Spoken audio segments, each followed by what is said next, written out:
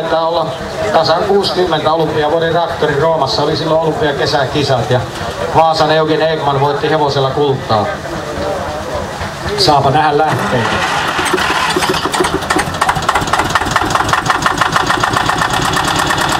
Kivasti lähtee. Tämä käyntiääni ja käynnistysääni on tuossa Ramsön omapäinen teknologian CD-kasetilla, eli siitäkin voi sitten kuunnella aina välillä tätä Corsia. Onko sulla muuten se CD-kasetti? Se on muuten hieno kasetti. Siinä on eri traktoreiden käynnistysääniä ja siinä on muun muassa nuo Setori-soundit. Onko Setori-miehet vielä paikalla, niin pantaapa mitään soundia vähän kuulemaan.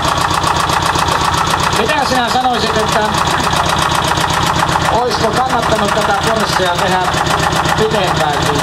Eikö tämä ollut peltovehkeenä ihan hyvä? Kyllä, ja se on hirveän edistyksellinen traktori ollut silloin aikaa. Tekniikka on ollut pitkä. Eli tässä me kuulimme Eerolta, että tämä on ollut 60-luvulla jo erittäin edistyksellinen traktori. Ja kun se oli ilmajäähdytteinen, niin Suomen olosuhteissa, kun silloin 60-luvulla ei vielä näitä pakkasnesteitä ollut, niin niitä oli harvassa traktorissa.